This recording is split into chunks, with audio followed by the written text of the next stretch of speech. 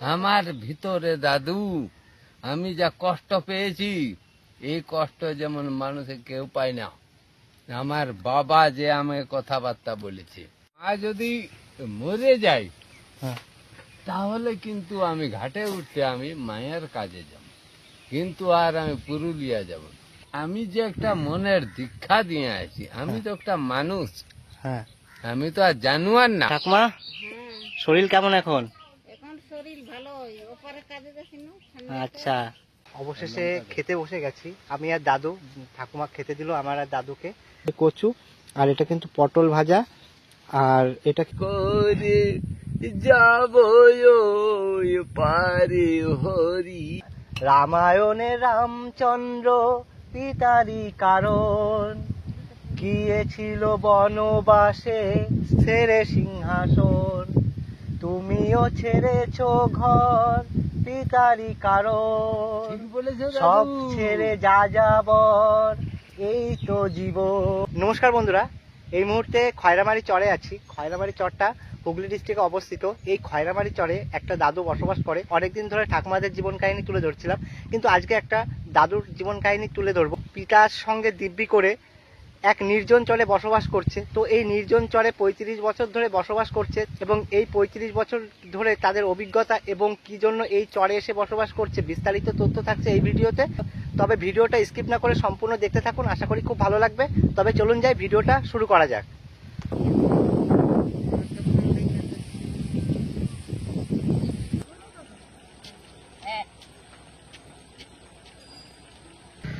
বন্ধুরা, এই মুহূর্তে উপস্থিত হলাম রানীনগর ঘাট, যেটা চাকদায় অবস্থিত। চাকদা স্টেশন থেকে প্রায় 6 কিলোমিটার দূরে অবস্থিত এই রানীনগর ঘাট। এই রানীনগর ঘাট থেকে এবার আমার গঙ্গা পার হতে হবে। গঙ্গা পার হলেই কিন্তু হুগলি ডিস্ট্রিক্ট পড়ে যাবে। এখন আমি নদিয়া ডিস্ট্রিক্টের মধ্যে আছি। এই রানীনগর ঘাট কিভাবে আসবেন একটু বলে দিই। চাকদা রেল স্টেশন থেকে বাইরে বেরিয়ে থানার পাশ থেকে যে টোটো স্ট্যান্ড আছে, ওখান থেকে 15 টাকা ভাড়া নেবে এই রানীনগর ঘাটে আসতে। রানীনগর ঘাট অনেকেই চেনে, কারণ এখানে প্রচুর মানুষ আছে গঙ্গা স্নান করতে। আমার পিছনে রানীনগর পেপার মিল আছে, যেটা এশিয়ার বৃহত্তম পেপার মিল। এবার এই রানীনগর ঘাট থেকে ফুট ব্রিজ ধরে আস্তে আস্তে সামনের দিকে এগিয়ে যাব। প্রায় 600 মিটার আমার হাঁটতে হবে, তারপরে কিন্তু ঘাট পড়বে। তো চলুন আস্তে আস্তে সামনের দিকে এগিয়ে যাই। রানীনগর ঘাট, আর এই হচ্ছে ফুট ব্রিজ। এই ফুট ব্রিজ বেয়ে এবার সামনের দিকে এগিয়ে যাব। তো চলুন আর ভিডিওটা সম্পূর্ণ দেখতে থাকুন। এবার কিন্তু রানীনগর যে ফুট ব্রিজ আছে, সেই ফুট ব্রিজটা ক্রস করব। দেখুন ফুট ব্রিজটা কত সুন্দর। এই হচ্ছে রানীনগর ফুট ব্রিজ, কত সুন্দর। আগে একবার যখন এসেছিলাম তখন কিন্তু ওই যে পাশের রাস্তাটা রয়েছে, ওই রাস্তা দিয়ে গেছিলাম, তখন কিন্তু এই ফুট ব্রিজ হয়নি। এই ফুট ব্রিজ হওয়ার থেকে এখানকার মানুষের কিন্তু খুব উপকৃত হয়েছে।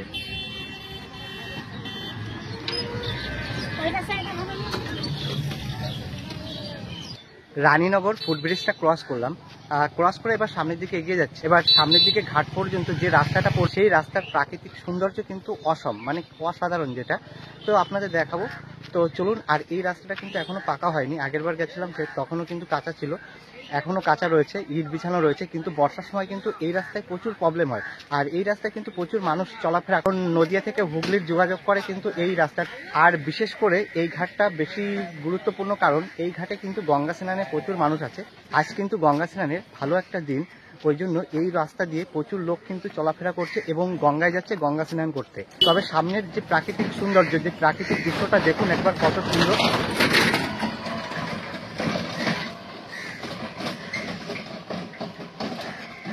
ওই যে ফুট ব্রিজ, ওই ফুট ব্রিজ থেকে কিন্তু হাঁটতে হাঁটতে অনেকটা পথেই চলে আসলাম।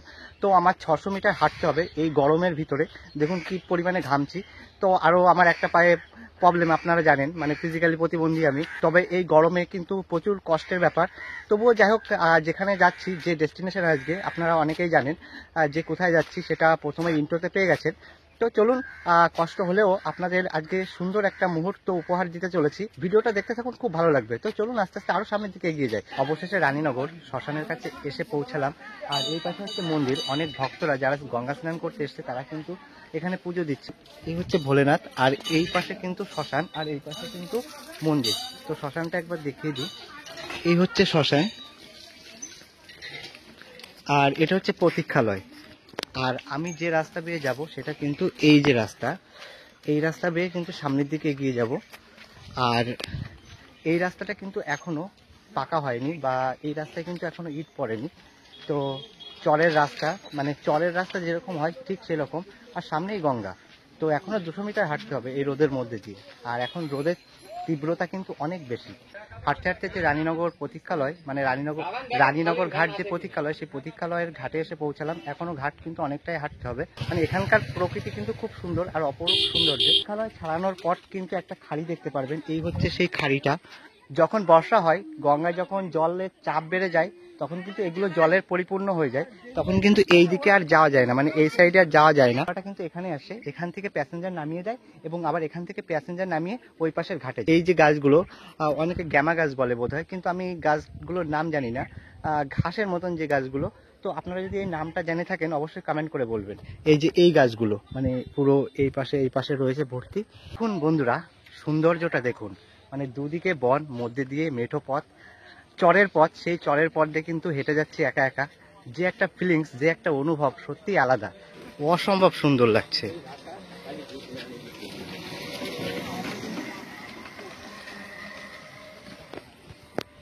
আর কিছুটা দূর যাব, তারপর কিন্তু এই যে পাশের খাড়িটা কিন্তু বাঁদিকে ঢুকে গেছে, ছোট্ট শ্যাকো মতন, সেটা কিন্তু পার হতে হবে। এই টাইমে কিন্তু গাড়ি অনেক ভিতরে চলে আসছে, মানে টোটো ভ্যান অনেকটা ভিতরে চলে আসছে। কিন্তু যখন বর্ষাকাল, তখন যে খাড়িটার মুখটা দেখালাম ওখানেই কিন্তু স্টপ হয়ে যায়, মানে ওখান থেকেই সব যোগাযোগ স্থাপন হয় ওই পারের সঙ্গে। আপনাদের এখানে একটা ইনফরমেশন দিয়ে দিই, রানীনগর ঘাটে যারা গঙ্গা স্নানে আসবেন, চাকদা স্টেশন থেকে ডিরেক্ট এই পর্যন্ত আসতে পারেন। রানীনগর ঘাটের পেপার মিলে নামলে ওখানে কিন্তু 15 টাকা ভাড়া নেয়, আর এই পর্যন্ত আসলে এই হচ্ছে টোটো স্ট্যান্ড, অটো স্ট্যান্ড। তো যদি আপনি এই পর্যন্ত আসেন তাহলে এখানে ভাড়া নেবে কিন্তু 25 টাকা। বয়স্ক মানুষ গঙ্গা স্নানে আসে পুণ্য অর্জন করতে, বা অনেকে হাঁটতে পারে না, অনেকে পায়ের প্রবলেম থাকে, তারা কিন্তু ডিরেক্ট এই পর্যন্ত চলে আসতে পারেন। তো যখন টোটোতে উঠবেন তখন কিন্তু বলে নেবেন যে একবারে রানীনগর ঘাটের কাছে যাব, তো এখানে নামিয়ে দেবে, তো ভালো হবে। এবার কিন্তু বাঁশের শ্যাকো সেটা কিন্তু পার হবো। যে খাড়িটা আছে, এই খাড়ির উপর একটা ছোট্ট বাঁশের শ্যাকো আছে, ব্রিজ টাইপের যেটা, সেই বাঁশের শ্যাকোটা কিন্তু এবার পার হবো। দেখুন এই হচ্ছে বাঁশের শ্যাকো, একবারে খাড়ির উপরে কত মানুষ কিন্তু এই শ্যাকো দিয়ে পার হচ্ছে।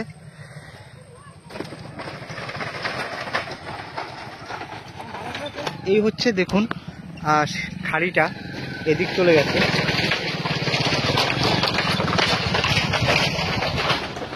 এবার কিন্তু এই শ্যাকোটা পার হয়ে সামনে গেলেই কিন্তু গঙ্গা, আর একটুখানি হাঁটতে হবে।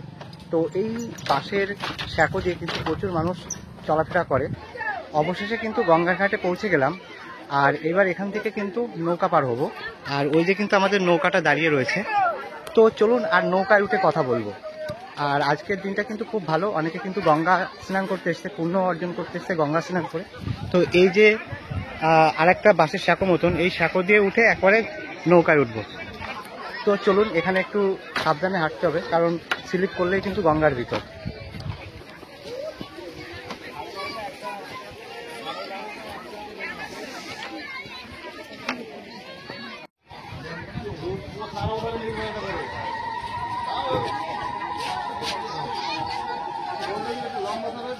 রানীনগর ঘাট থেকে নৌকা ছেড়ে দিল, এবার কিন্তু আমরা খয়রামারি যে চর, সেই চরে গিয়ে উঠবো, সেই চরের ঘাটে গিয়ে উঠবো। এবার কিন্তু নদিয়া ডিস্ট্রিক্ট থেকে হুগলি ডিস্ট্রিক্টের মধ্যে প্রবেশ করে যাচ্ছি। আর আজকে যে দিনটা, সেই দিনটা কিন্তু খুব সুন্দর একটা তিথি। এই তিথিতে কিন্তু রানীনগর ঘাটে জমজমাট, মানে খুব ভিড়, প্রচুর পুণ্যার্থী এসছে গঙ্গা স্নান করে পুণ্য অর্জন করতে। তো যাই হোক, আমি এখন মাঝ গঙ্গাতে আছি, নৌকা পার হচ্ছি। তো দেখুন পরিবেশটা দেখুন, রোদের যে তেজ, সেই রোদের তেজের মধ্যেও যে একটা হাওয়া চলছে, তাতে কিন্তু গরমটা অনেক বিলুপ্তি হয়ে গেছে। যে সুন্দর প্রাকৃতিক সৌন্দর্য, অসাধারণ, দেখুন একবার।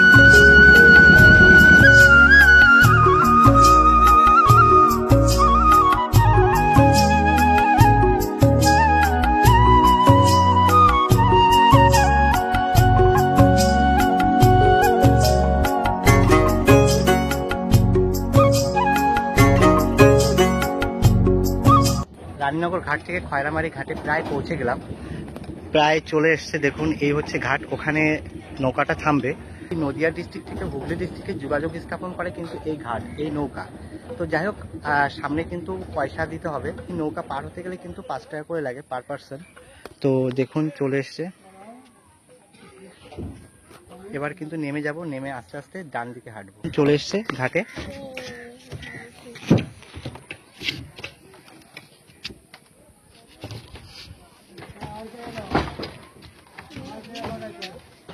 যাই হোক বন্ধুরা, নৌকা থেকে নেমে গেলাম, নেমে এবার আস্তে আস্তে উপরে উঠবো। উপরে উঠে ওই যে সামনে যে জায়গাটা আছে ওখানে কিন্তু টাকাটা মেটাতে হবে। 5 টাকা বিল হয়েছে, মানে 5 টাকা লাগে ঘাট পার হতে।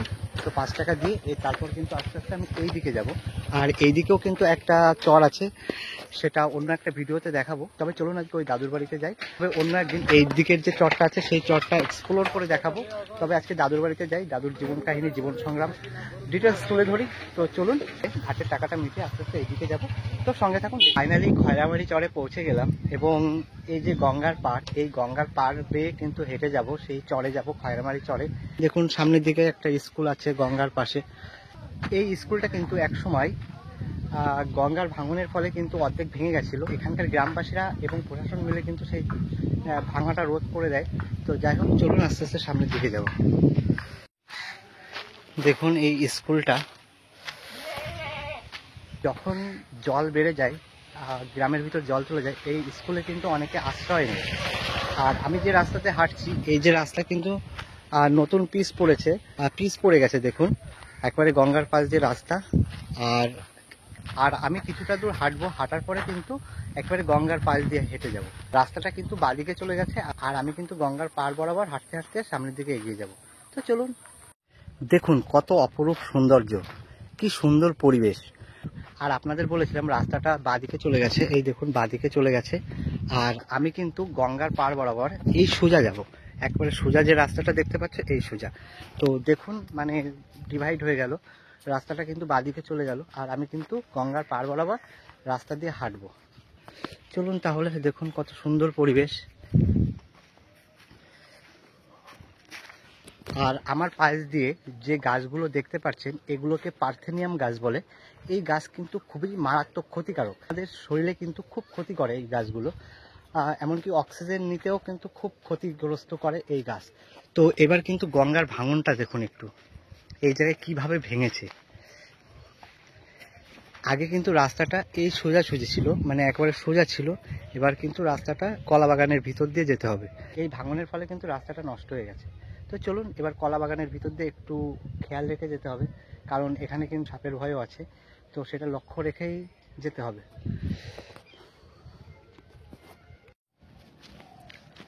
তাহলে বন্ধুরা, এবার কিন্তু কলা বাগানের মধ্যে দিয়ে হেঁটে যাচ্ছি, একটু চোখ কান খোলা রাখতে হবে। আর এই যে জায়গা, এই জায়গাটা কিন্তু ভয় লাগছে, নির্জুম পরিবেশ, কেউ নেই, লোকজন নেই। আর এই যে হচ্ছে রাস্তা, দেখুন এই রাস্তা বেয়ে সামনের দিকে এগিয়ে যাব। কলা বাগান দিয়ে হেঁটে আবার গঙ্গার পাশে উঠলাম। এই সেই পার্থেনিয়াম গাছ, পার্থেনিয়াম গাছ কিন্তু খুব জ্বালাচ্ছে আমাকে। এই যে কলা বাগান, এই কলা বাগান থেকে কিন্তু অনেকটা হাঁটলাম, হাঁটার পরে কিন্তু আবার যে গঙ্গার ভাঙন দেখুন কিভাবে ভেঙেছে। এই গাছটা কিন্তু পুরো, মানে রাস্তাটা কিন্তু ওই সোজা থেকে এই সোজা ছিল, মানে রাস্তাটা কিন্তু ওখান থেকে পুরো এই সোজা ছিল। এখন সেই রাস্তাটা ঘুরে গেছে, মানে নদীর ভাঙনের ফলে। আর এখানে একটা ইলেকট্রিক পিলার রয়েছে, তো ইলেকট্রিক খুঁটি রয়েছে। এখান থেকে বোঝা যায় যে এখানে কারেন্ট এক সময় ছিল, কিন্তু ইলেকট্রিক খুঁটিতে কিন্তু কোনো তার নেই। আর আমার এখানে কিন্তু খুব সাবধানে হাঁটতে হবে, একটুখানি এদিক ওদিক হয়ে গেলে কিন্তু গঙ্গার ভিতরে। তো যাই হোক, সাবধানতা নিয়ে সামনের দিকে এগিয়ে যাই। এখান দিয়ে হেঁটে যেতে হবে আবার সেই কলা বাগান। আর পরিবেশটা কিন্তু অসাধারণ, খুব সুন্দর। দেখুন কি অবস্থা, কিভাবে ভেঙেছে বাবা গো, দেখুন।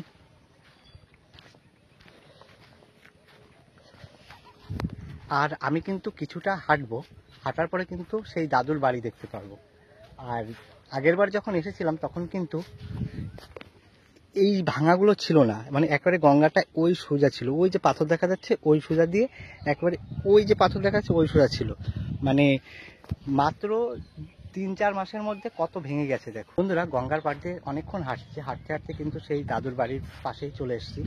আর এখানকার পরিবেশটা দেখো কত সুন্দর, নির্জন পরিবেশ, আর গাছটার জন্য কত সুন্দর লাগছে। ওই যে বাড়িটা দেখা যাচ্ছে ওটা কিন্তু দাদুর বাড়ি। তো ওই বাড়িতে দাদু আর ঠাকুমা দুইজনেই থাকে। কিন্তু যাই দাদু আর ঠাকুমার দেখা পাই কিনা।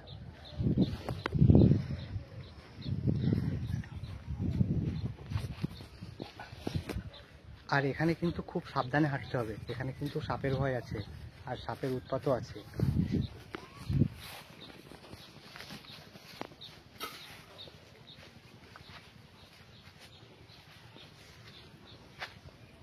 ওই যে আমার নায়িকা রান্না করছে। আরে বাবা আমার লাতি চলে আসছে। দাদু ভালো আছো? হাত জোর করছো কেন? কেন আমার দাদু বহু ভাগ্যালু। না না না না। ভালো আছো? ও ঠাকুমা ভালো আছো? হ্যাঁ ভালো আছি ভাই। এই এখন নাম করছি। ওই যে ওইখানে নাম বিছানা করছি। নাম করছিলে? হ্যাঁ, করতে আমি করতে তো- চলে এসছি। হ্যাঁ, তাহলে আমি কত ভাগ্যবান দেখো। ওইখানে বসে লাতি হ্যাঁ। খান। আমি সেদিন তুমি ফোন করছো তখন আমি তোমার ঠাকুরমাকে বলেছি কি রান্না করছো আজকে? ওইদিকে ডাল করেছি শাক ভাজা আর শাক ডাল। ভাজা। এই তো মানে এই যে ডাল শাক ভাজা, হ্যাঁ এই তো আজকে খাওয়া দাওয়া করে যাবো। হ্যাঁ, চলো বসো বসো বসো। আজ মাছ ভাবলি মাছ পালি না। আমি ভাবছি পাবো কিনা, না কাজে চলে গেছে। না না আজকে আমি তোমার- দেইনি, 3 দিন আমি দেইনি। তোমার কিন্তু সকালে ফোন করেছিলাম তোমাদের। হ্যাঁ আমি তো মোবাইলে ফোন করেছিলে বলছি। হ্যাঁ সকালে ফোন করেছিলাম। করেছিল সকালে, তখন মোবাইলটা তুলে দিয়ে আর মোবাইলে গল্প হয়ে যাবে। এখন তো পাবে না দোকান কত ডিমান্ড এখন। চলো দোকানে চলো, আমি যাব তোমার সঙ্গে। দাদু হ্যাঁ। এখন যা হয়েছে এটা খেয়ে নি। হ্যাঁ এইটা খেয়ে নি, পরে দেখা যাবে। সন্ধে বেলা একদম চলো, এখন গল্প করবো। দাদু এখানে আসো, বাতাসে বসো। তো যাই হোক বন্ধুরা, খুব ভাগ্যবান আজকে আমি, কারণ দাদুকে পেয়ে গেছি, ঠাকুমাকেও পেয়ে গেছি। না তো বিক্রি করে দিয়েছি। যাক ভালো করেছো। এইটা তো এই ধরেছে 5টা বিকেছি লাতি। 5টা বিক্রি করে দিয়েছো? হ্যাঁ 5টা বিক্রি। ভালো করেছো, ভালো করেছো। 5 টাকা দিয়ে হয়েছে আমাদের বল না খাবার থাকলে কি করবো না বিকতে তো হবে। এমন সময় 2টা ডিম। ঠাকুমা রান্না করছে এখন, সুন্দরী আমার, এই যে। বাবা রে আমি সুন্দরী কই হতে পারলি তা তো না। কি সবকিছু চেহারায় হয়, মনের দিক থেকে তো সুন্দর। হ্যাঁ। আর এই যে আমার দাদু, একেবারে বাড়ির পিছনে সুন্দর ঠান্ডা যায়।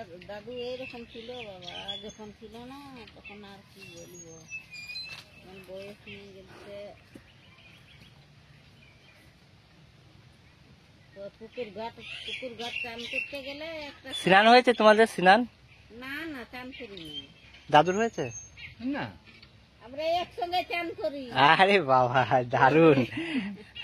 আমার আগুন তোমার দাদু কাজ করে আসছে, আমি রান্না বান্না হয় তারপরে একসঙ্গে চান করতে যাই। বাহ, আমরা আগা পেছু চান করি না।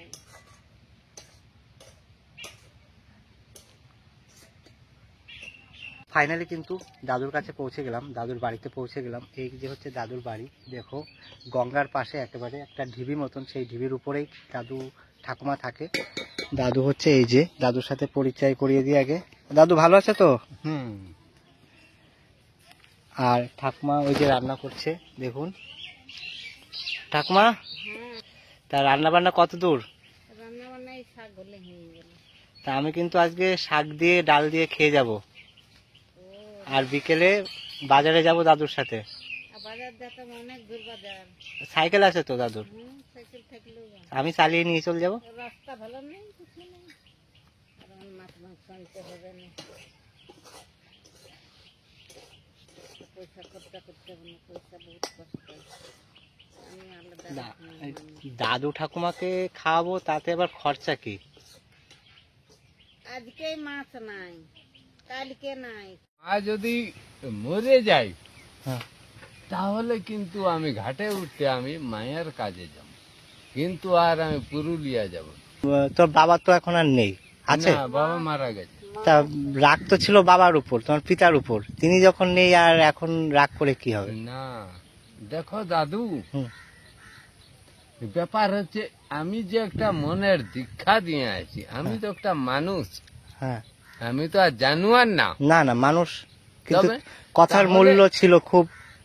হ্যাঁ যা বলেছো সেটাই করেছো, মানে 35 বছর বাড়ি ছাড়া, মানে বুঝতে পারছো? হ্যাঁ আজ মানে 35 বছর একটা আগে জিনিস কি বাড়ি জানো ছাড়া। দাদু, মানে মনের ভিতর দুঃখ না পেলে কেউ কিন্তু ঘর বাড়ি ছেড়ে চলে আসে না। হ্যাঁ মনের ভিতর মানে প্রচুর একটা বড় কষ্ট থাকলে তবেই কিন্তু। খুব বড় কষ্ট দাদু যখন মন হয় তখন কান আমার ভিতরে দাদু, আমি যা কষ্ট পেয়েছি এই কষ্ট যেমন মানুষে কেউ পায় না। আমার বাবা যে আমাকে কথাবার্তা বলেছে, মানে সেই জন্যে তোমার ঠাকুরমাকে নিয়ে আমি আচ্ছা দাদু, যখন তুমি ফার্স্ট টাইম এসেছিলে এই চরে, ঠাকুমাকে সঙ্গে করে নিয়েছিলে না একা একা এসেছিলে? হ্যাঁ, 2 লোক আমার সঙ্গেই বার হয়েছে। তো মেয়ে আছে, সেই মেয়ে তখন কোথায় ছিল? কার কাছে? বাড়িতে। বাড়িতে রেখে চলে এসেছিলে? তাদের বিয়ে শাদী সবাই দিয়ে দিয়েছে। ও মানে বিয়ে শাদীর পরেই? বিয়ে শাদীর পরে। ও, আমি তখন ঋণে পড়ে রয়েছিলাম। কি অবস্থা! কত মানে ওই ছেলে মেয়ের বিয়ে শাদী দিলাম, তখন একটু ঋণে পড়ে রয়েছিলাম। হ্যাঁ হ্যাঁ। তখন আমার বাবা হুম। আমাকে ঘাড় ধরে ঘর থেকে বাড়ি করে দিয়েছে। ওই একটা মনের ছিল যে কিছু করেই। হ্যাঁ, আমার বাবা কিন্তু ওটা চরিত্রহীন ছিল। মানে তোমার বাবার উপর তুমি সন্তুষ্ট ছিলে না? না, আমার বাবা তো চরিত্রহীন। সে যাই হোক, বাবা তো আর কি বলবো বলো। আমার কাছে শুনো দাদু, হ্যাঁ ব্যাপার হচ্ছে আমি যখন আস্তে আস্তে বড় হচ্ছি, হ্যাঁ। আমি যখন বিয়ে করছি, আমার মা আছে, হুম। তাহলে আমার বাবার কি চরিত্রহীন হওয়াটা উচিত ছিল? না, কখনোই না। ওটা কেউ তবে? সহ্য করে? তবে আমার বয়স হয়েছে, আমি বিয়ে করেছি, হুম।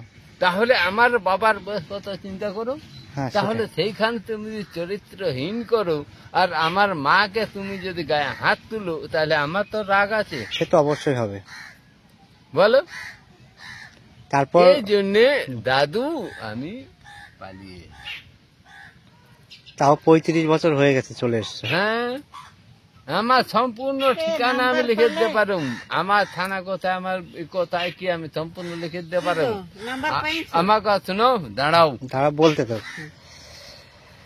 আমি যখন মাধ্যমিক মাধ্যমিকে সেকেন্ড ডিভিশনে পাস করি। তুমি সেকেন্ড ডিভিশনে ওই আমলে মাধ্যমিক পাস? হ্যাঁ, বাবা, আমি সেকেন্ড। তুমি তো চাকরি পেয়ে পায়ে যেতে তো। আমাদের কাজ আলাদা, আমাদের কাজ না না, তুমি তো মিলিটারি চাকরি পেয়ে যেতে সেই সময়। পাইছিল তো। তখন বাবা যেতে দিল না। এ মা, মিলিটারি চাকরি পেয়েছিল, জাতি দেয়নি? হ্যাঁ, বাবা বললেও যেতে হবে না, কি অবস্থা! সংসারে কাজ কর। এ মা। তারপরে বিয়ে করলাম। আচ্ছা, তারপরে বিয়ে করার পরে বাবা এই অশান্তিটা বাঁধান দিয়েছে, আচ্ছা ওই আমাকে ঘাড় ধরছে, আমার মাথা ফাটিয়ে দিয়েছে। হ্যাঁ, শুনেছিলাম ওটা, যে মাথা ঠাকুমা কিন্তু বলতো। আমি কিছু বলি না। সে আমার বাবা হ্যাঁ।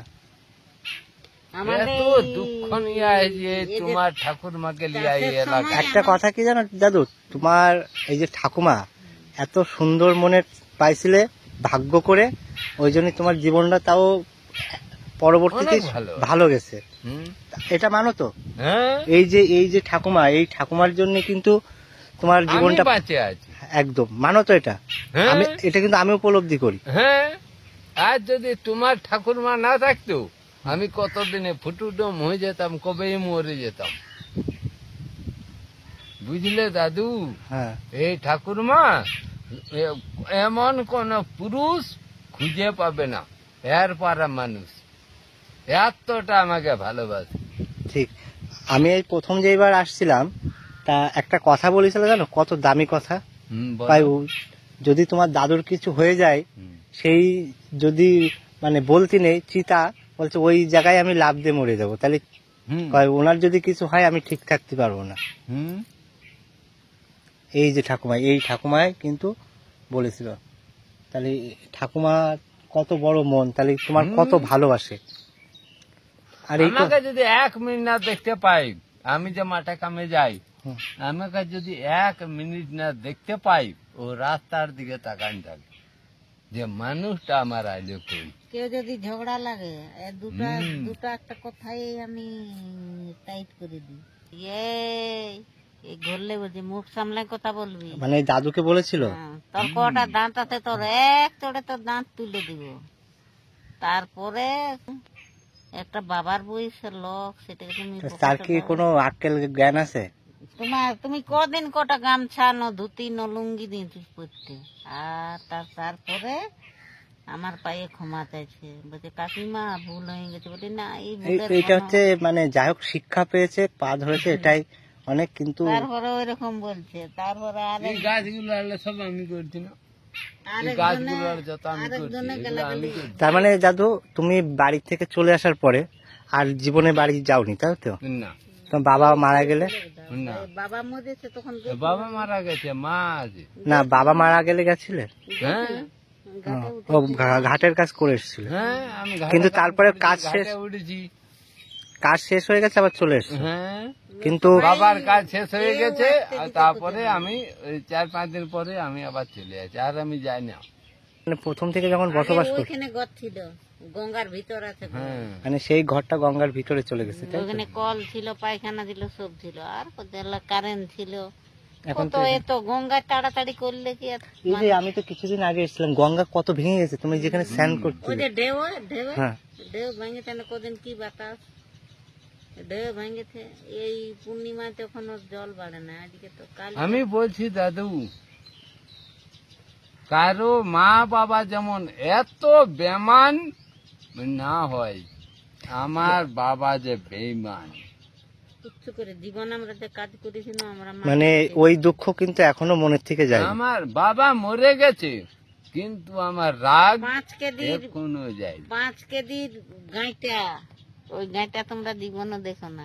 5 কেজির গাইতে মানে আমরা জমি 5 করেছি। কেজির গাইটা আমাদের পাথরে মাটি, কত খুব দিবে তবে এতনাটা মাটি উঠবে। হুম। আর বেতার ঝুড়ি দেখেছো? হ্যাঁ সেই ঠাকুমা কত চুল, সে মাথায় ওই বেতার ঝুড়ি, কত বড় বড় ক্ষেত, এমনি এমনি এমনি ঘুরপা এত কাটে কাটে কষ্ট ক্ষেত করেছি। করেছি আমরা। তোমার ঠাকুরমার আগের বলটা তুমি যে দেখো না, প্রচুর বল ছিল। ঠাকুর মায়ের ওইটা তুমি হিসাব করতে পারবে না, পাথরে পাড়া ছিল, দেখুন আরো কি বল। এরকম ছোট্ট পাড়া করেছিল, বিশাল পাথর পাড়া ক্ষমতা, 50 কিলো 60 কিলো 1 কুইন্টাল মাল বয়ে যেত। ওই এত মানুষ আমার হাট করেছি, হাঁটনে বালা। 3টা লোকে উঠাতে পারে না কি ওই টমাটো, হ্যাঁ। বড় ঝুড়ি করা আছে। এই এখানে এসে? না এখানে আমাদের ওই ও, ওই ব্যবসা করতে ও আচ্ছা আচ্ছা। 3টা লোক, ওই তোমার দাদু তো জায়গা মেরেতে গেলছে, তারপর আমি 3টা লোক ওই টেনেল দাঁড়াইছে, বলছি ও ভাইয়া দেওয়াটুকু তুলে। তখন বলছি আরে তোর তুমি পারবে লিখতে, বলি এল্প আমার মাথাটা অবাক হয়ে গেছে পুরো, তাই তো? মাথাটা উঠান নিয়েছে, বলছে বাপ রে এই হইলো মাই, এই হইলো মেয়ের জন্তুরু, এত মালটা নিয়ে চলে গেল। পাথরে পাড়া ছিল। 1 কুইন্টাল টমাটো, বাবা তাহলে বলো কত জিনিস এখন আর কত কষ্ট করেছি বনি, কিন্তু আমার বাবা ভালো। মানে ওই আমার বাবা বিশাল শয়তান। মহিষলি তো এই মহিষটার বয়স হয়ে আমার গেল। বাবা আচ্ছা ওই এখন কি ওই মানে গ্রামের বাড়ি, মানে তোমার যে আগের বাড়ি ছিল ওখানে সেই জায়গা জমি সবকিছুই রয়েছে, আছে ছেলে কিন্তু তোমার মানে ওই দিকেও নজর নেই, লোভ নেই, না, মানে তুমি আমার দরকার নেই, ওই আমার কোনো দরকার নেই। নাতিটাই আমি এখানে আসুম, আমি এখানে যাহারে আছি, আমার এখানে মানুষ আমাকে ভালোবাসে, আমি এই জায়গাটা জীবনটা কেটে যাম, কিন্তু বাবার জায়গায় আমি জীবনে যাব না। লাটিনাতে বলছে ও ঠাকুমা হ্যাঁ। বাবাই গাড়ি লিবে, আমি মোটর যাব সাইকেল, না। ওইখানে তোমার ঠাকুরমা যদি যাই যাবে, আমি বলছে ওইখানে জায়গাটা বিকবে। তোমার আর ঠাকুমার যে মিল, যে যেভাবে এখনো মিলে এই যে ঘর, এই ঘরে তোমরা দুইজনে এখনো বাস করো, কিন্তু এটা কয়জনে পারে? আমরা দুজনে। এই তোমরা দুইজনে পারো, কিন্তু মানে কঠিন সময় গেছে তোমার, হুম। কঠিন সময়ে কিন্তু এই যে ঠাকুমা, এই ঠাকুমা কিন্তু তোমার ছেড়ে কখনো যায়নি। না, এইটা তো বলছো তোমার কিন্তু মানে এই জায়গায় কিন্তু সত্যি তুমিও ভাগ্যবান, আর ইনিও কিন্তু ভাগ্যবান। আমাকে শুনো হ্যাঁ, বল। দাদু, হুম।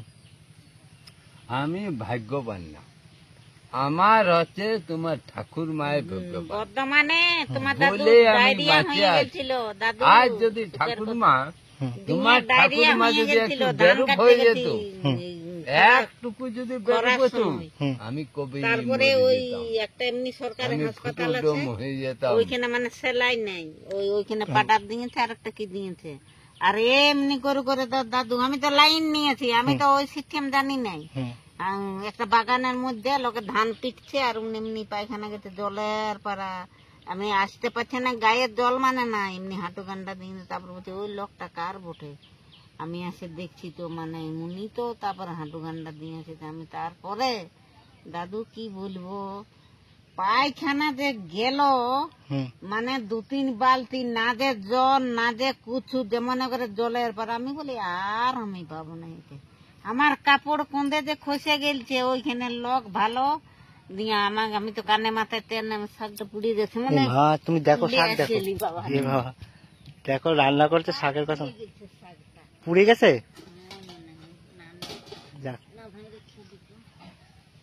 দাদু না আমি কি বলতো, দেখো একটা কথা কি বলতো, মনে একবার যে কষ্ট ধরে যায়, যদি মনে ধরে যদি প্রতিজ্ঞা বা চলে আসে কষ্ট, যে ব্যথাটা, তুমি ধরো যখন বাড়ির থেকে বেরিয়েছিলে, তুমি তো একটা ব্যথা নিয়ে বা একটা কষ্ট নিয়ে বেরিয়েছিলে, হ্যাঁ, তারপরে তো আমি তুমি দাদু হ্যাঁ আমি এটা খুব ব্যথা নিয়ে বাড়ি। তারপরে আচ্ছা দাঁড়াও, দাদুর কাছে একটু, তুমি ফার্স্ট টাইম যখন বাড়ি থেকে চলে আসলে, এসে কোথায় উঠেছিলে?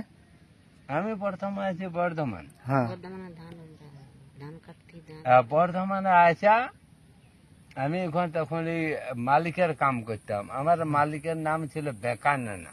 আচ্ছা মুসলমান। ওর বাড়ি হচ্ছে বারাড়িতে। আচ্ছা আচ্ছা ওইখানে আমি ওই 11 পাহাড়ি, বছর কাম বিদুর, করেছি। অনেক দূর। হ্যাঁ, ওইখান থেকে কাম করার পর এইখানের একটা মানুষ বলছে যে হুগলিতে 12 মাস কাজ, তখন আমরা এইখানে চলে আসো, তারপর এখানে এসে এখানেই থেকে গেছো।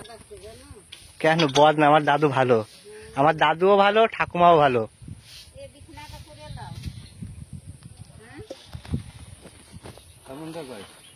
মুহূর্তে কিন্তু দাদুর বাড়িতেই আছি, আর এই যে দাদুর বাড়ি, আর এই যে দাদু দাঁড়িয়ে আছে এখানে, স্নান করতে যাবে গঙ্গায় এখন।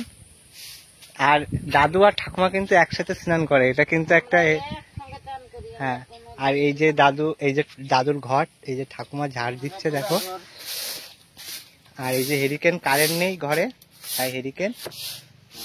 এই যে এখানে কিন্তু ঠাকুমা দাদুরা থাকে এই জায়গায়, আর এই যে কিন্তু বাইরে, তাহলে বুঝুন বৃষ্টি হলে কি পরিস্থিতি হয়, সিট কিন্তু ঘরে ঢুকে যায়। তো এই জায়গায় কিন্তু দাদু ঠাকুমা থাকে। আর এই যে কিন্তু বাইরেটা দেখুন, যখন বৃষ্টি হয় তখন জল তো ঘরের ভিতরে অনেকটা ঢুকে যায়। আর এই যে হচ্ছে হারিকেন, এইখানের আলোয় কিন্তু তাদের চলে রাতের অন্ধকারে। আর এই যে কিন্তু বৃষ্টি হলে ঘরের ভিতর রান্না করে উনুন। আর এই যে হচ্ছে বাজার করে আনার পরে এই যে, আর এখানে কিন্তু ভাত কিংবা বিভিন্ন সবজি রান্না করে রেখে দেয়, আর লঙ্কা। আর এই হচ্ছে ঠাকুমার ঠাকুর ঘর, এক ঘরের মধ্যে সবকিছু, রাধাকৃষ্ণ, ভোলেনাথ, বাবা লোকনাথ সবই আছে। ঠাকুমা কিন্তু স্নান করে এসে আগে পুজো দেয়, তাই তো ঠাকুমা? আর একটা ট্যাঙ্ক রয়েছে ঠাকুমার, এক ঘরে সব। আর এই যে ঠাকুমা দেখো, আর এখানে রাত্রে ঘুমায়, এখানেই তো ঘুমাও রাত্রে। আর এই যে জিনিসপত্র, এই যে যেগুলো দেখছো, এগুলোই কিন্তু ঠাকুমার জিনিসপত্র, দাদুর জিনিসপত্র। এই হচ্ছে ঠাকুমার সংসার। বন্ধুরা, দাদুর বাড়িটা দেখো কত সুন্দর জায়গা। এই হচ্ছে গঙ্গা, এই যে গঙ্গা, আর গঙ্গার নিচে, আর গঙ্গার পাশে কিন্তু যে গাছটা রয়েছে কত সুন্দর, ওই গাছের নিচে কিন্তু দেখো আমাকে পাটি পেতে দিচ্ছে দাদু। আর এই হচ্ছে বাড়ি, এই ঘরে কিন্তু রাত্রে থাকে, এই ঘরেই কিন্তু দিন যাপন করে ঠাকুমা আর দাদু। আর এই হচ্ছে দাদুর কলা বাগান, মানে এখানে শাকসবজি চাষ করে, শাকসবজি লাগায়। আর এই হচ্ছে দাদু, কত সুন্দর একটা জায়গা দেখো। আর এই যে লঙ্কা চাষ হচ্ছে, ওল চাষ হচ্ছে, কলা গাছ আছে, সত্যি অসাধারণ লাগছে, অসাধারণ জায়গাটা। এই যে আমার এই জায়গায় বসার জায়গা করে দিয়েছে। আর এই যে গঙ্গা, গঙ্গার ভাঙন।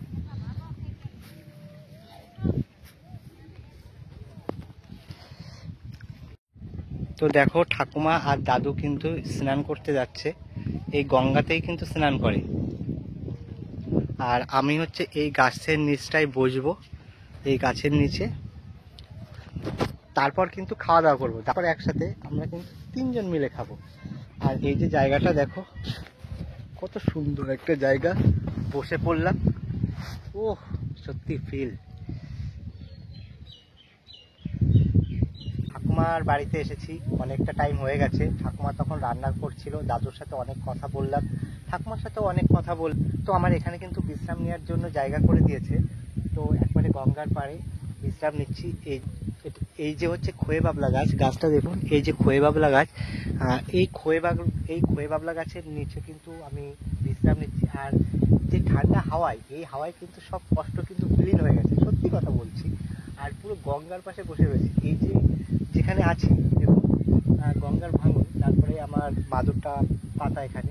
তো গরমে কিন্তু এখানে যে ঠাকুমার বাড়িতে কিন্তু কোনো বিদ্যুৎ নেই, আর ঠাকুমা বলছে যে পাখা পাখা কিছু লাগেও না, এত সুন্দর পরিবেশ। আমি একটা কিন্তু বলো বলো দাদু, এই দিকে তাকিয়ে বলো। আমি কিন্তু একটা তোমার ছোট দিদিকে আমি ভালোবাসি। হ্যাঁ, এই যে ঠাকুমা তো, না অন্য তা কি বলো, আমাকে বলো দিন একটু। ওর বাবার নাম হচ্ছে রাজা। হ্যাঁ, রাজার বেটিকে আমি হুম। কিন্তু ভালোবাসি। রাজার সে কে?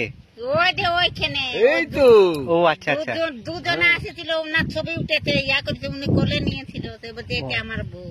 ও আচ্ছা আচ্ছা, নিয়ে আসছিল, ও তুমি একটু বলছিলে ছবি তুলতে।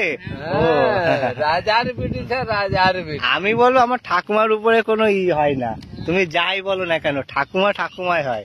ঠাকুমার যদি ঠাকুরমাও থাকবে, আর হ্যাঁ। রাজার বেটিও থাকবো আমার। আরে ছোট করে বটে, চলাফেরা করতে পারে না, মজাক করে। ও মজাক করে। রাজার বেটিকে আমি কিন্তু প্রচুর ভালোবাসি। হুম। ঠাকুমার যদি মানে ভালো না বাসা আমি শুনি, ঠাকুমা কান্না করলে তোমাকে এসে আমি বকে যাবো। হ্যাঁ, তোমার দাদু এমনই মানুষ, হুম, উনি সে লেগেছে দোকান, এই খরে মারিয়েছিল, ভাঙিয়ে দিয়েছে। হুম, এখন লোকটা এসেছে রাতে কটার সময়, আমরা ঘুমাচ্ছি, কিন্তু আমি যে কোনো মানুষ আলো বাতি যদি জ্বলে, হুম, আমি শর্ট করে, দু স্বামী স্ত্রী ঘুমালো হবে নাই, হুম, আমি শর্ট করে উঠে আর এমনি বসেছি। তো দাদু শুনিয়ে নিয়ে লোকটা এসেছে, যে পয়সা দে। তো আমি বলছি কি গো, কি হয়েছে? লোকটা বলছে এই বেশি কথা বলবি না। আমি তখন আমি চুম মারি আছি, আমি কোন জায়গায় বসে? আরে আমাদের ঘরে ঘরেই বাবা। সে বিরাট গেলছে ইনি, দেখো আজ এত বছর আছে ইহা করতে পারে না। একদিন এইখানটা ঘুমাই আছি, হুম, তোমার দাদু ঘুমাই আছে, আমি মনে হয় বসে আছি, ওরা লোকটা এসেছে বাতি মেরে মেরে বলছে পয়সা দাও। অনেক কিছু মানে কথা বললো লোকটা, হুম, অনেক কিছু কথা বললো। আমি তো কাছে নাই, হুম, আমার তো দাদুটুকু কম শুনতে পাই, হুম, আমি তো কাছে নাই। হুম, তারপরে সে কি করলো, লোকটাকে আমি বলছি কি গো তুমি কি ব্যাপার, কাল সেদিনও এসেছিলে আর আজও আলে, কি ব্যাপার? তুমি কথা বলবে না, কিন্তু আমি ওনার কাছে পয়সা পাবো, ওনার কাছে অমুক পাবো বলে শুনো, কোনো সাক্ষী প্রমাণ আছে? আমি যদি যাচ্ছি তুমি তাহলে দিয়েছো কি জন্য? হুম, আমি ওরকম বলছি। উনি যদি তুমি বিশ্বাসঘাতি করে তুমি ঘোরা ঢুকাই কি করেছো কি নাই, ওই দায়িত্ব তো লিব নাই। তারপরে আসে নিয়ে তো দাদু কানছে, আমাকে বলছে এমনি জালে আমাকে কোনো, আজ আমরা এত বছর আসছি, কোনো আমার রেকর্ড খারাপ নাই, আজ এরকম ফাঁসাইলে বলি শুনো, এখনের মানুষকে তুমি চিনো নাই, মানুষ বিশ্বাসঘাতি করে ফেলে। করে তো। তারপরে বলছে, তারপরে 200 না 300 টাকা ছিল, বলছে দেখো আজ আমি তো চাল মনে করেছিলি কিনবো, আমাদের খাবার ছিল চাল, কিনবো যে চাল, যার কাজ করেছে সে তো সঙ্গে সঙ্গে টাকা দেয় না, পরে টাকা দেয়, কারো থাকে কারো না থাকে। সে বলে পয়সাটা নেই, হ্যাঁ তুমি আমার নিছো, সাইকেলটা দিয়ে নিয়ে যাবো। বলে শোনো সাইকেল, তোমার সাইকেল নিয়ে চলে যাবে? শুনে আমি বলছি সাইকেলটা নিয়ে যাবো, সাইকেলটা নিয়ে যাও। তারপরে হেসে গেল, পয়সা পাতি দিয়েছি। তারপরে আমি বলছি কি শোনো, খৈরা মারির এই বাড়ি হোক আর দুটাই বাড়ি হোক, আমি মানুষকে একবার তুমি, তারপরে এই যে যখন যায় এটা যদি জিরাট বলে যায় তোমার দাদা,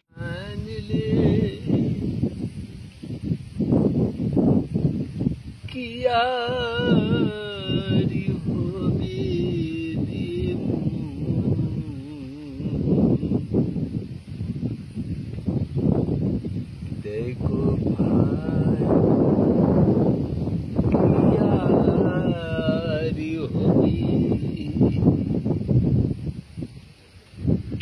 দেখো কান্দিলে কি আরি হবে। বন্ধুরা এতক্ষণ কিন্তু গঙ্গার পাড়ে বসে ঠাকুমা আমি দাদু গল্প করলাম, তার আগে দাদু স্নান করলো, তার আগে ঠাকুমা রান্না করলো, এখন কিন্তু খাওয়া দাওয়া করবো। এই হচ্ছে দাদুর ঘর, আর এখানে বসে খাওয়া দাওয়া করবো। দেখো দাদু আর ঠাকুমা দুইজনে। তাহলে অন্য বোতল তো এবার ঠাকুমা খেতে দেবে আমাকে, দাদুকে, আর নিজে খাবে। তিনজনা মিলে এখন খাওয়া দাওয়া করবো। অবশেষে খেতে বসে গেছি আমি আর দাদু। ঠাকুমা খেতে দিল আমার আর দাদুকে। তো দেখো কত আইটেম। এখানে ডাল আছে, ভাত আছে। তো এটা কিসের তরকারি? দাদু আমাকে আর সিঙ্গা এনে দিবে। হ্যাঁ দেবো অবশ্যই। দেখো দাদু খাচ্ছে আর আমাকেও দিয়েছে। এটা হচ্ছে শাক পাতা, এটা বড়া, এটা হচ্ছে কচু, আর এটা হচ্ছে পটল, আর এটা একটা পাতা দিয়ে মানে মান কচু আছে না, সেই কচু। আর এটা এগুলো আখ না? না না ঘাস। ওই আখের মতন লাগছে দেখো।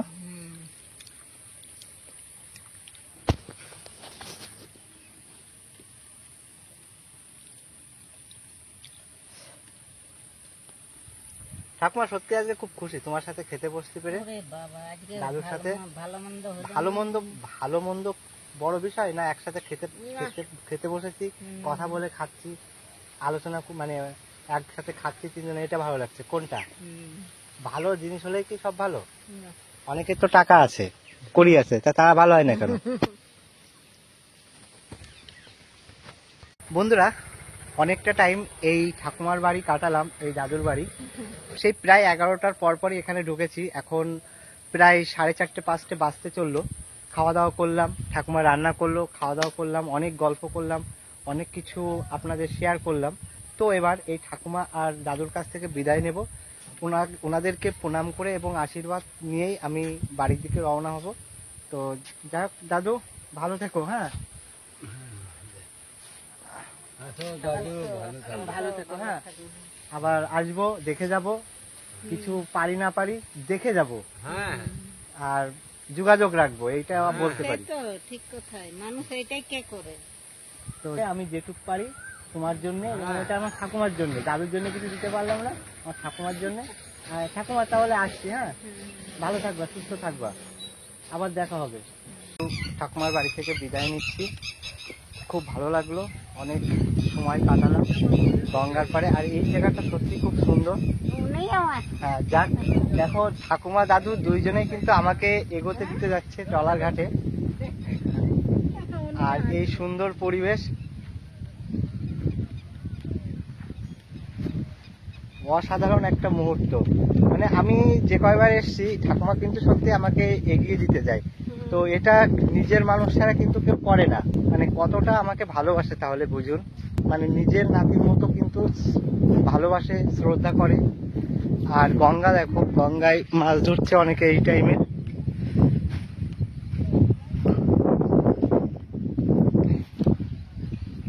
আবার পরে আসবো একদিন। হ্যাঁ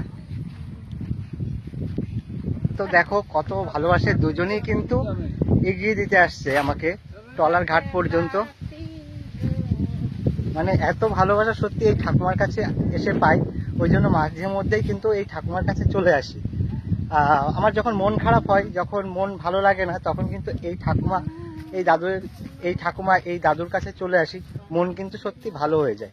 আর এই সেই জায়গা যে কলা বাগানের ভিতর দিয়ে কিন্তু আমাদের সেই যেতে হবে। আসার সময়ও কিন্তু এই সোজাই এসেছিলাম। দেখো বাগানটা দেখো, হ্যাঁ পুরো জঙ্গলের ভিতর দিয়ে রাস্তা। আর এখানে কিন্তু ভাঙা। তো ঠিক আছে দাদু, টাটা, ভালো থাকবা।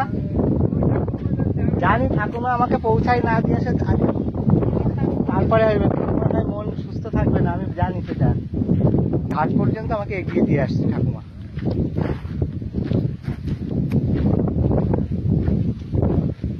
মানে কত ভালোবাসা, এই ভালোবাসা কোথায় পাবো বলো? আমরা যখন আসি তখন কিন্তু বোটটা ছেড়ে দেয়, ওই পারে চলে যায়। তো ওই পার থেকে আবার ছেড়ে দিয়েছে। ততক্ষণ কিন্তু দেখো ঠাকুমা আমার জন্য কিন্তু দাঁড়িয়েই রয়েছে, আমরা গল্প করছি দুজনা। আর ওই পার থেকে বোট আসবে, তারপরে উঠবো, আমাকে বোটে তুলে দেবে, বোট ছাড়বে, তারপরে ঠাকুমা এখান থেকে যাবে। তাহলে বোঝো ভালোবাসাটা কত বড়, মানে কত বড় মন ঠাকুমার। মানে আমাকে একা ছাড়তেই চাইছে না। তো আজকে সারাদিন ধরতে গেলে ঠাকুমার বাড়িতে কাটিয়ে গেলাম, ঠাকুমার কাছে, দাদুর কাছে। খুব ভালো লাগলো।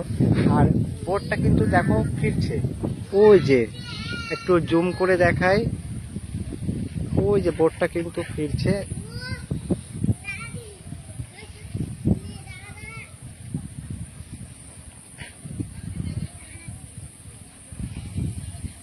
বন্ধুরা নৌকা ঘাটে চলে এসছে, ওই যে নৌকা ঘাটে চলে এসছে। এবার ওই নৌকায় উঠবো, নৌকা খালি হবে, নৌকায় উঠবো। আর ঠাকুমার আমি দাঁড়িয়ে রয়েছি। ঠাকুমা চলো এবার আস্তে আস্তে, ও নামবে তারপরে। চলো এবার আস্তে আস্তে হাঁটতে লাগছি। দেখো এখানকার যোগাযোগ ব্যবস্থা এরকমই।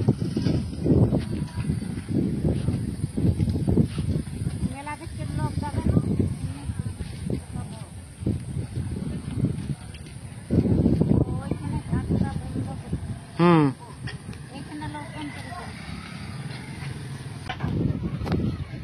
যখন এসেছিলাম তখন কিন্তু ওই ঘাটে নেমেছিলাম, জল বাড়ার সঙ্গে সঙ্গে ঘাট কিন্তু চেঞ্জ হয়ে গেল। আর ঠাকুমা দাঁড়িয়ে রয়েছে ওখানে এখনো। ঠাকুমা তারপরে উঠে গেলাম বোটে।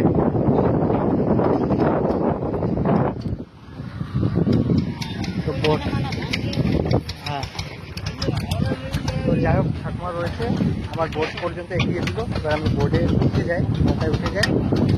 তো দেখো কত লোক নৌকায় উঠে গেছে।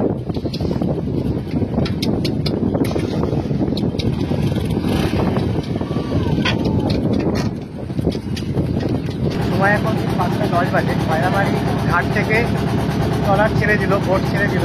আর ঠাকুমা দেখো দাঁড়িয়ে রয়েছে। ঠাকুমা টাটা, ভালো থাকবেন। এখনো কিন্তু দাঁড়িয়ে রয়েছে, উনি কিন্তু আমাকে এগিয়ে দিয়ে গেল। তো এবার কিন্তু ওপারে গেলেই কিন্তু চারটা। তো যাই হোক বন্ধুরা, ভিডিওটা এখানে শেষ করছি। কেমন হয়েছে অবশ্যই কমেন্ট করে বলবেন, ভালো লাগলে একটা লাইক করবেন। আর আপনি নতুন হলে অবশ্যই একটা সাবস্ক্রাইব করে পাশে থাকবেন। আবার দেখা হচ্ছে নতুন একটা ভিডিওতে। ততদিন আপনারা ভালো থাকবেন, সুস্থ থাকবেন। Tata, bye bye.